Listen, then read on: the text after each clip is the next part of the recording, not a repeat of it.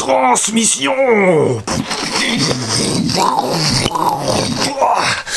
En vrai c'est super lourd. Alors, je voulais vous faire une super intro bien stylée et tout, avec des effets spéciaux, des flammes et tout. Mais je sais pas faire les effets spéciaux. Alors aujourd'hui je change les cardans, les transmissions de la C6. Et ça non plus je sais pas faire.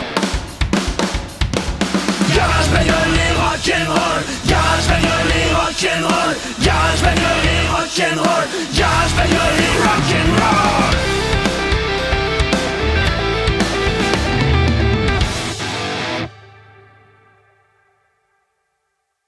Hey, salut à tous, bienvenue sur Garage Bagnole et Rock'n'Roll. Aujourd'hui donc je change, je change pas en fait, j'enlève les deux transmissions de cette voiture. C'est une traction, donc les transmissions sont sur les roues avant. Qu'est-ce que c'est qu'une transmission? Eh bien c'est une pièce comme ça. D'un côté c'est vissé dans la boîte de vitesse où ça va dans le différentiel, qui en général pour les tractions, le différentiel est intégré à la boîte de vitesse. Et de l'autre côté ici, eh bien ça va au centre de la roue, c'est vissé très fort, ça tient tout la roue, l'ensemble roue, disque de frein, et ça amène le mouvement moteur. Donc le mouvement moteur qui vient de la boîte de vitesse, ça l'amène, enfin du différentiel, ça l'amène aux roues motrices donc. Et le rôle de cette pièce, c'est de garder un mouvement qu'on appelle homocinétique. Je vous l'écris juste en dessous. Homocinétique, ça veut dire quoi? Ça veut dire que l'arbre menant, celui qui vient du différentiel ou de la boîte de vitesse, l'arbre menant tourne à une certaine vitesse et cette pièce-là, elle peut bouger comme ça et ça reproduira la même vitesse de rotation au niveau de la roue. Et ça permet de compenser cette différence de hauteur qu'il y a au niveau de la roue par rapport à la boîte de vitesse, et la boîte de vitesse, elle ne bouge pas. Alors en général, c'est un gros job, hein, parce que là, côté roue, comme je vous ai dit, il y a un écrou, un gros écrou qui est serré très très fort. Sur une voiture, je crois que c'est l'écrou qui est serré le plus fort. C'est en général au minimum à 250 Nm.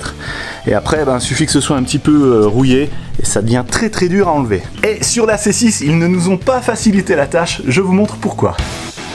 Alors voici la roue avant gauche. Alors la transmission, on peut l'apercevoir, elle est juste là au bout de mon doigt. Ici le centre de roue a déjà été enlevé. En fait quand j'ai acheté la voiture, il n'y avait pas de centre de roue. Et regardez là, en plein milieu, eh bien il y a notre fameux écrou qui tient la transmission. Et là, miracle, ils nous ont mis une goupille. Génial. Et pour enlever la goupille, il faut d'abord enlever la roue. En général, pour enlever un écrou de cardan comme ça, ce que je fais, c'est que je pose la roue au sol et puis je dévisse avec une grande barre de levier ou avec ma clé à choc. Et pourquoi la poser au sol? Tout simplement pour éviter que tout ça, ça tourne, hein. Donc là, ce que je vais devoir faire, c'est d'abord enlever la roue, enlever la goupille, ensuite remettre la roue, descendre la voiture, poser la roue au sol et ensuite essayer de dévisser l'écrou.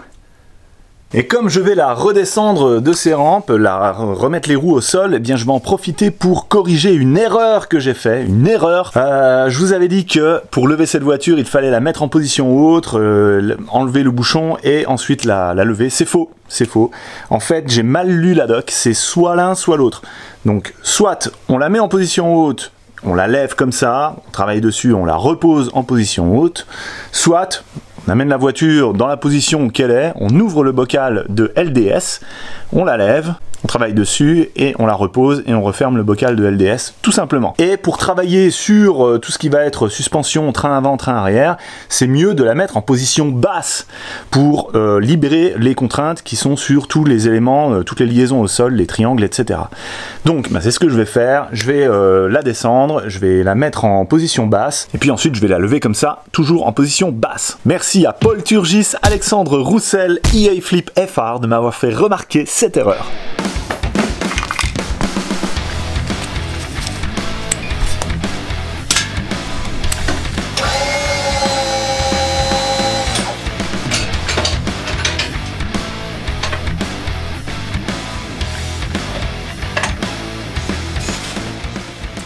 Alors, j'ai branché la tablette sur le port OBD2 qui est là dans la coudoir. Suspension, ce qui nous intéresse, est-ce qu'on va pouvoir la monter ou la descendre comme ça?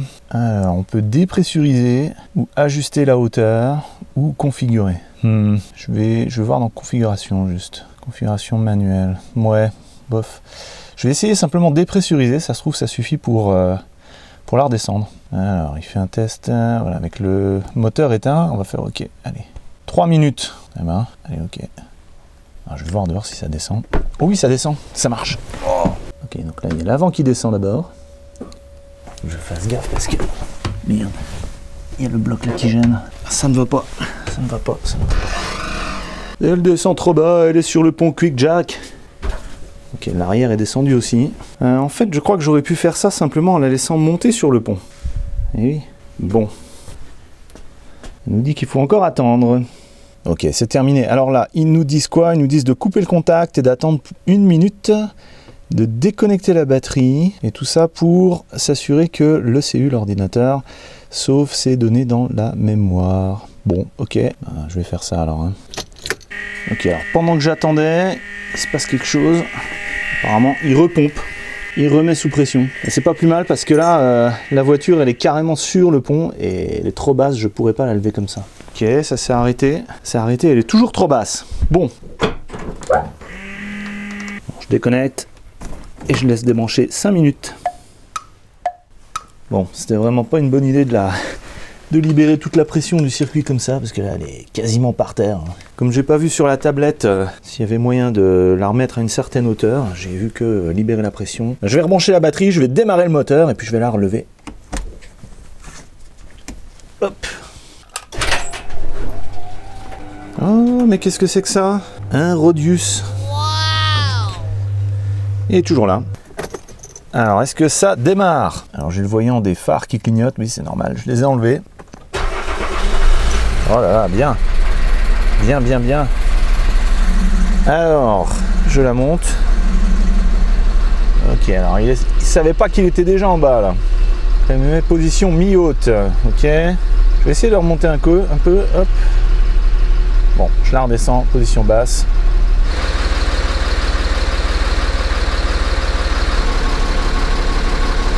Ok, on est en bas. C'est qui tourne encore, le vieux bousin, hein? Je vais pas le laisser tourner longtemps. Hein. Quand elle est en position basse comme ça, elle écrase pas complètement le pont. Donc il va pouvoir la lever. Vous voyez là, je peux bouger le cube, il n'y a pas de souci. Là, derrière aussi, j'ai de la marge. Donc ça va. Maintenant, je vais la lever avec la deuxième méthode, celle où on la laisse à la hauteur qu'on veut. Et c'est là qu'il faut ouvrir. Ah oui, il y avait de la pression dedans. C'est là qu'il faut ouvrir le bocal LDS. LDS qui veut dire liquide de direction et de suspension. Ok, donc le pont arrive à la montée. Tant que les roues sont au sol, je vais commencer à dévisser les écrous, en particulier l'écrou spécial, là, l'écrou de sécurité. Ouais, parce que celui-là, je vais pas y aller à la clé à choc. J'y vais à l'outil manuel, donc je préfère que la roue soit posée au sol pour pas que ça tourne pendant que j'essaye de le dévisser.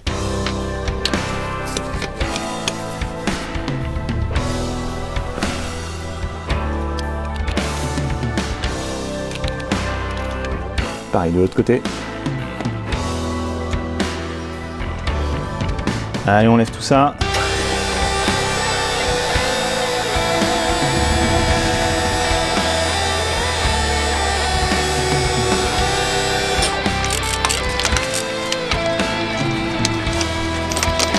Et de 1. Je sens que la roue est collée. Je le sens là. Ah non, ça va. Ça va. J'ai été mauvaise langue. Donc tout ça pourquoi? Tout ça pour enlever la goupille qui se trouve là. Alors vu comme c'est rouillé là-dedans, il va falloir user et abuser de dégrippant. Alors, il y en a certains qui se demandent, mais quel est donc ce dégrippant? Eh bien, je vais vous le dévoiler tout de suite. Si ça veut bien venir.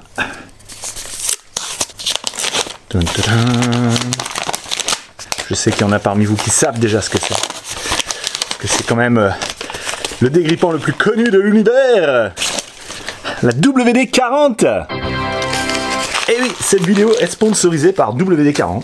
Et je dois avouer que ce format avec le petite paille comme ça qu'on peut tourner dans tous les sens, c'est très très pratique. Beaucoup mieux que l'ancien. L'ancien, ça venait comme ça avec une petite paille rouge qu'on fixait là-dedans.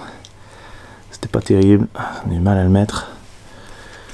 Bref, quand on réussit à le mettre, après ça a toujours un peu tendance à tomber. Et j'arrive vraiment pas. Voilà, avec l'autre côté ça marche. Voilà, donc dès qu'on touchait quelque chose avec, le petite paille se barrait et puis voilà, c'était pas pratique. Donc ça c'est quand même une bonne innovation. Et comme l'an dernier, WD-40 organise un concours avec un super voyage à gagner en Australie. Alors l'Australie, l'an dernier, il y a eu des feux de forêt assez impressionnants. Mais voilà, c'est quand même pas toute l'Australie qui a brûlé, hein. Ça reste quand même une super destination de rêve. Et c'est aussi le pays des Mighty Car Mods avec Moog et Marty. C'est une super chaîne YouTube sur l'automobile australienne, donc qui m'a pas mal transmis la passion de la voiture et de la mécanique. Voilà, donc je vous mets le lien pour participer au concours en dessous dans la description. Et maintenant, je vais faire une bonne WD-40isation avec lunettes de sécurité. Parce que la WD-40, c'est bien, mais dans les yeux, non. Voilà. Alors c'est marrant, sur la C6, ça passe à l'intérieur du disque. Le disque de frein est composé de deux parties. Du coup, les deux côtés sont secs. Ça, c'est pas mal. Enfin, un truc bien sur la C6.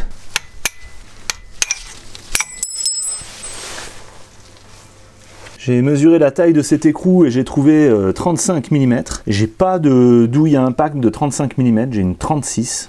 Donc elle rentre, mais bon, elle navigue un peu. Mais c'est pas grave, je vais prendre ce que j'ai. Et je vais essayer d'y aller comme ça au culot directement à la clé à choc. Et avant bien sûr, je WD-40ise. Ça m'avait manqué ça de pas pouvoir dire WD-40isation.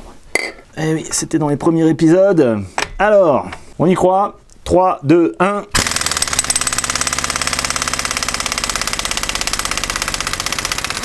Ouais, gagné.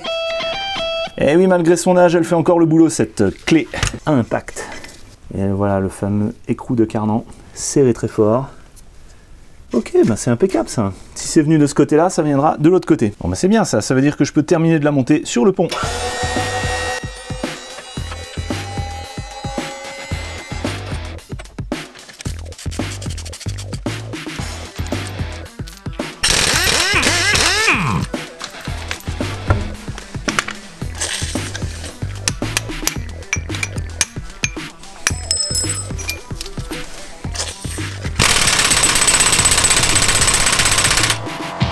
Bon, je vais essayer avec ma barre de force à main. Je vais mettre un tournevis ici dans le disque pour le bloquer en rotation. Donc j'utilise le poids de mon corps vers le bas. Et ça ne vient pas. Ouais! Et oui, un jour, je mettrai un plus gros tuyau. Dans la documentation, dans la procédure pour enlever les transmissions, ils nous disent qu'il faut dépressuriser le système hydraulique. Donc je vais redépressuriser le système hydraulique. Et là, depuis que je l'ai mis en position basse, bah, les roues sont pendantes, donc c'est retombé. Alors je sais pas trop. Ah, là aussi, ça a dû redescendre un petit peu. Bon, je vais cliquer sur le bouton. Dépressurisation. Allez, hop. Alors, press OK to continue. Allez, c'est parti. Est-ce que ça change quelque chose? A priori, rien du tout. Vous voyez, dans ce système de suspension, il n'y a pas de ressort de suspension. Il y a juste ce piston là, en fait, qui est protégé là. C'est simplement un piston. Et juste au-dessus, on retrouve la sphère, qui s'appelle puce-sphère d'ailleurs. Bon, j'attends 3 minutes comme ça. Ok, terminé. Ensuite, dans la doc, pour sortir ce carnan, on nous dit de démonter la biellette de barre stabilisatrice qui se trouve là, la biellette de direction qui est là, ainsi que la vis, celle qui tient ici en dessous, le pivot. Donc, comme c'est un petit peu rouillé par là-dedans, hein, c'est rouillé, d'abord un petit coup de brosse métallique.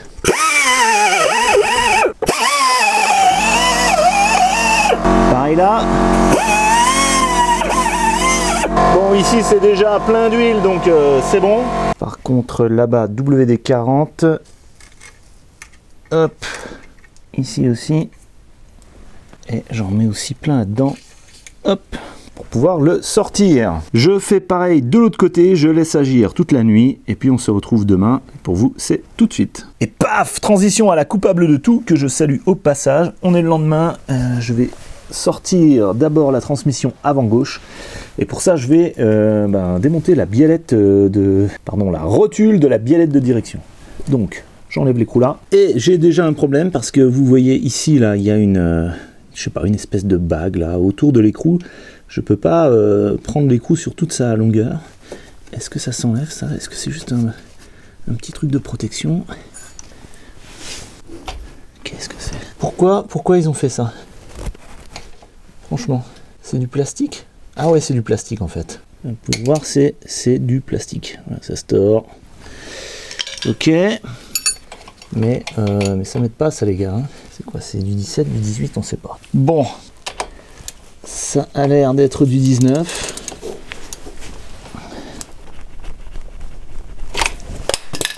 Ok.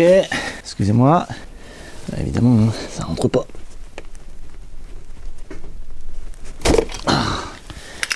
Je vais arrondir l'écrou, c'est tout ce que je vais réussir à faire. Alors dans la doc, c'est juste marqué déposer l'écrou là en numéro 7. Voilà, déposer l'écrou. Donc c'est très simple. Tu prends l'écrou, tu le déposes. Bon, je vais essayer comme ça. Non, j'ai aucune prise. C'est pas possible. Comment c'est possible? Bon là écoutez, je vais y aller comme un bourrin à la clé à choc.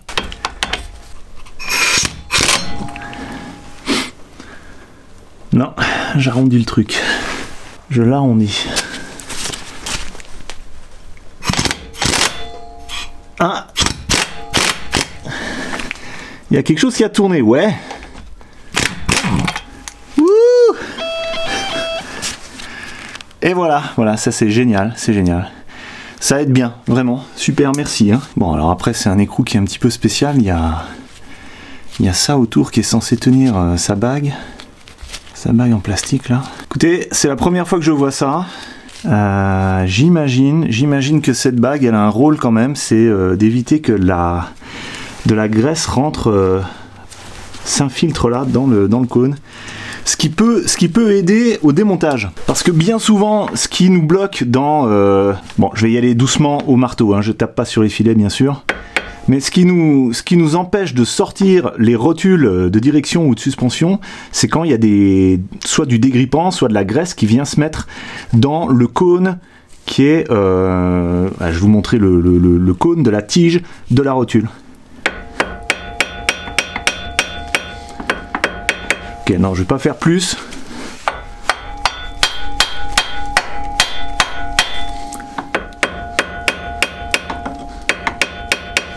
Je vais remettre l'écrou, histoire de ne pas exploser la vis. Voilà, ça y est, elle est sortie. Donc cette petite bague en plastique, elle a peut-être son rôle. Donc vous voyez cette tige, elle est filetée ici, et puis là, elle est conique comme ça. C'est un des rares endroits où il faut toujours laisser bien sec. Il ne faut pas mettre de WD-40 ou de graisse. Pourquoi? Parce qu'une fois qu'il y a de la graisse là-dedans, une fois que c'est emmanché ici dans le pivot, eh ben, pour la sortir, c'est très très dur parce qu'il faut qu'il y ait de l'air qui rentre pour remplacer soit la graisse, soit le dégrippant qui serait mis entre la surface là et l'intérieur du cône ici dans le pivot. Donc la partie là, moi, je la laisse toujours bien sèche. Et en fait, si au lieu d'être conique, c'était cylindrique, eh ben, on aurait moins de problèmes parce que si c'est cylindrique, ça coulisse. Bon, je vais pas vous faire un dessin, hein, mais si c'est bien cylindrique, ça coulisse et dans le cas là, la graisse ou le lubrifiant aide. Mais là, comme c'est conique, il faut que l'air puisse passer. Et si vous avez quelque chose qui obstrue, l'air ne peut pas rentrer et vous sortez jamais votre rotule de direction. Et ça, tout de suite, je le remets au bout de la rotule pour pas le perdre. Ensuite, biellette de barre stabilisatrice. La barre stabilisatrice, elle arrive ici. Je vais la démonter à l'endroit le plus accessible pour moi, c'est-à-dire en bas ici. Donc, cette rotule-là, il y a une empreinte Allen dedans. On bloque une clé. Alors, je vais dévisser dans le sens là, donc je vais la bloquer le plus horizontalement possible. Voilà, comme ça. Et je dévisse. C'est du 19. Impact, où est l'impact? Il est là l'impact, le voilà. Ok. Ok. Ça a bien du mal. Je vais donner un petit coup de clé à choc, juste pour le début, car dans spécial choc.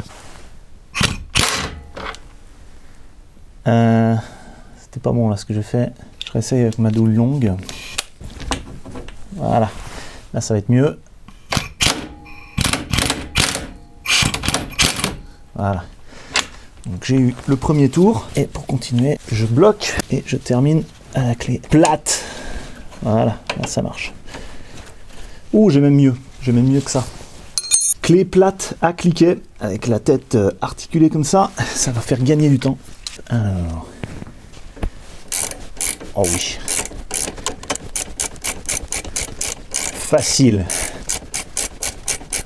Là c'est bien, là on est bien. Je termine à la main. Hop. Allez viens. Ouais. Allez. Ça c'est bon. Ensuite, il faut sortir cette vis, enfin ce boulon en fait, hein, c'est vis plus écrou qui tient le bas du pivot là, comme ça. Et c'est du 18, t'y crois même pas? Et oui, je m'embête pas, j'y vais à la clé à choc. Qu'est-ce qui se passe? Ok, ça doit tourner de l'autre côté. Et bien sûr, j'ai pas ma clé de 17. Oh. Si, en fait, elle est là. Ça navigue dedans, c'est pas du 17. Oh. J'ai pris 16, 15, 14, il y en a bien un qui va aller. Je parie sur le 15. Non, trop petit, 16. Oui, c'est du 16. Qui l'eût cru? C'est rare, du 16 et du 18 sur les voitures. Enfin, en tout cas, voitures asiatiques ou américaines, on voit ça jamais. Il n'y a que sur les européennes. Allez. Voilà. Un petit massage. Chercher peut-être une goupille, oui, ce serait pas mal. Pardon, c'est pas une goupille, c'est un chasse-goupille. Vous aurez compris.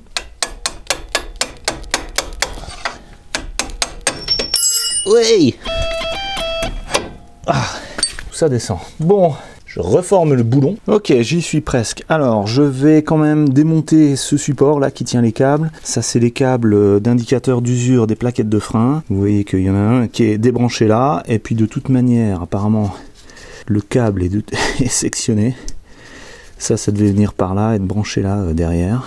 Bon, ok, je verrai ça plus tard. Je vais donc démonter ça. Ça va libérer ça de manière à pas tirer sur les câbles de l'ABS. Ici, je vais aussi démonter l'attache ici là qui tient le flexible de frein. Parce que là maintenant, le but, ça va être de tirer tout ça, de lever tout ça sur l'axe là, faire pivoter ça et sortir la transmission qui est là.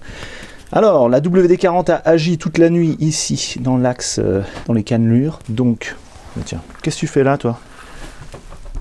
Car un chat qui rentre, est-ce que ça a dégrippé? Est-ce que ça bouge? Ouais. C'est limite, hein. Je vais en remettre un coup. Ouais, c'est... Ça vibre. Bon, pareil là, je vais mettre un petit coup de dégrippant. Hop, là-bas aussi.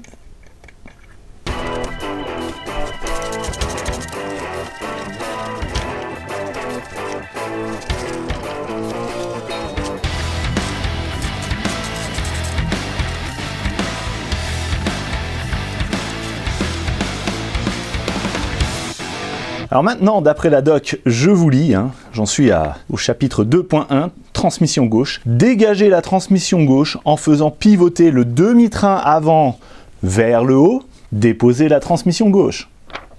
2 lignes, ça a l'air d'être simple comme ça, mais ce truc-là, ça pèse une tonne. J'essaye d'abord à la main comme ça. Oh, ça va, ça va. Je pourrais presque le faire. Bon, ça va, les quelques premiers centimètres, mais après, c'est plus dur. Je vais prendre un cric. Juste avant de retirer le cardan, petite précaution, je mets une bassine comme ça en dessous. Ils n'ont pas dit qu'il fallait... Enfin, ils ont même dit qu'il n'y avait pas besoin de vidanger la boîte de vitesse. Mais bon, on ne sait jamais, il peut y avoir de l'huile qui coule.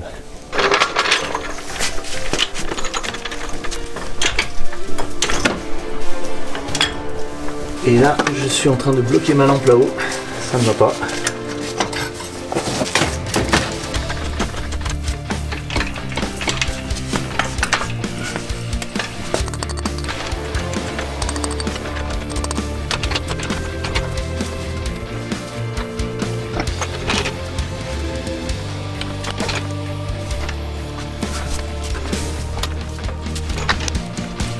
Viens. Ah mais je vais pas venir.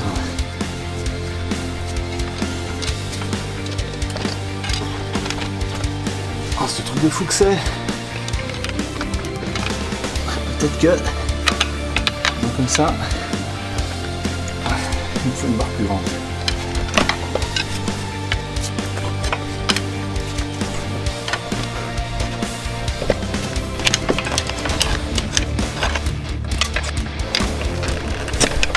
Oui. Ok. Maintenant, une fois qu'il est comme ça, bah c'est pas top, hein. Peut-être mieux fait de tourner le truc dans l'autre sens en fait.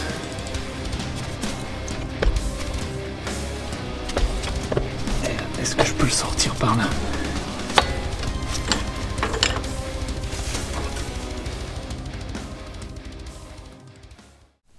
Alors, je suis retourné dans la dock et ils disent que quand même, il faut enlever la biellette de direction ici en haut.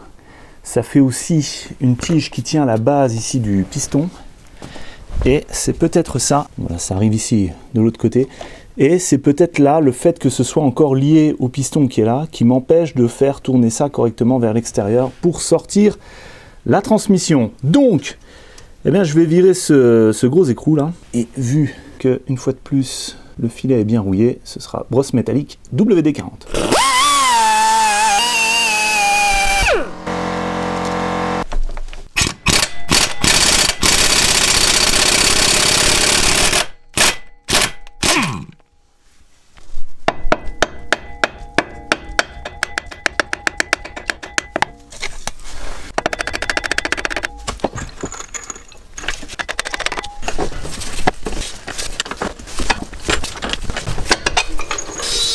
Ouais.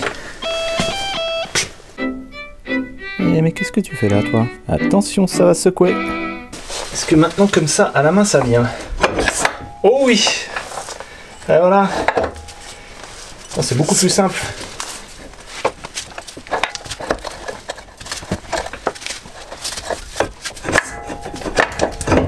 Ah.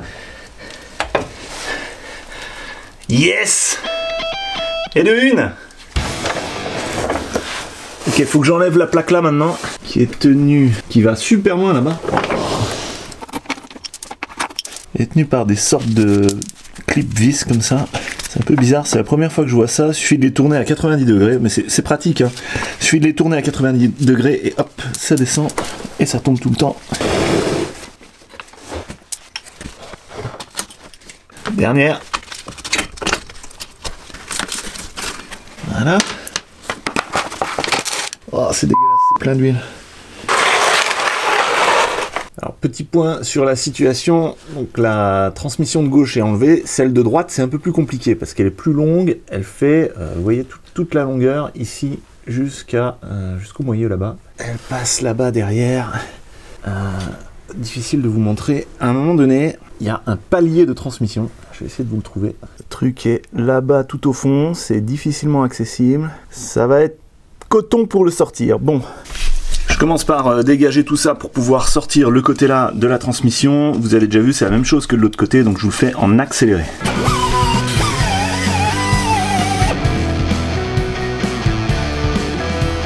De ce côté-ci, il n'y a pas la bague en plastique, tant mieux.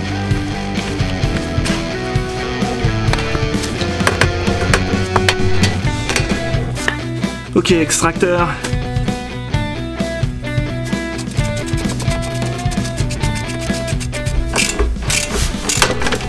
Et voilà.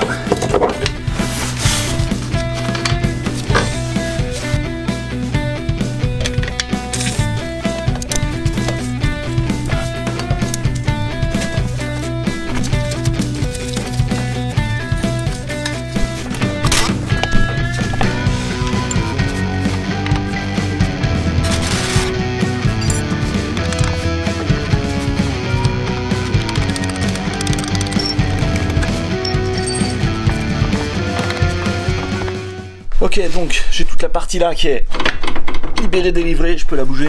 Et maintenant, il va falloir que je démonte le palier de transmission. Alors ça se trouve là-bas tout au fond. Je sais pas, je ne pense pas que je vais réussir à vous montrer. C'est difficile. Là, tout au fond, je vous mets une flèche dessus. C'est une vis Torx 40 qu'il faut dévisser. Et il y a la même de l'autre côté. Et vous voyez ce truc noir là, c'est un U qui tient comme ça le palier de transmission. Donc il faut dévisser les deux vis là et ensuite je sors la transmission.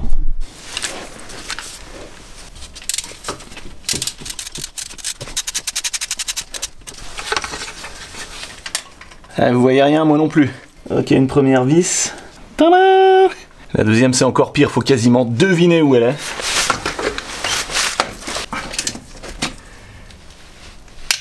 Ouais.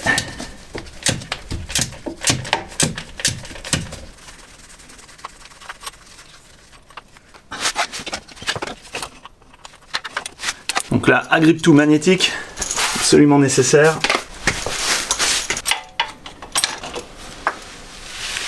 Hop.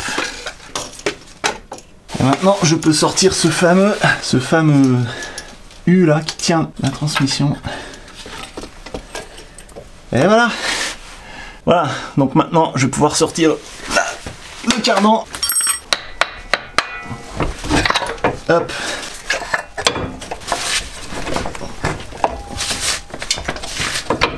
Allez, on y croit.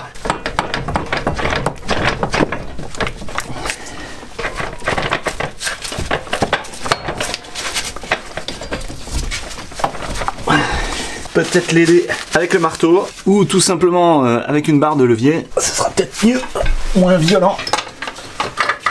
Par en dessous, il y a peut-être moyen.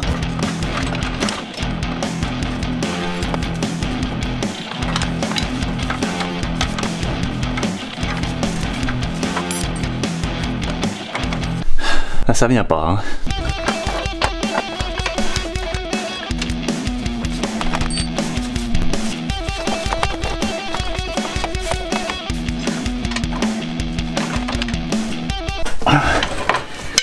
C'est incroyable ça.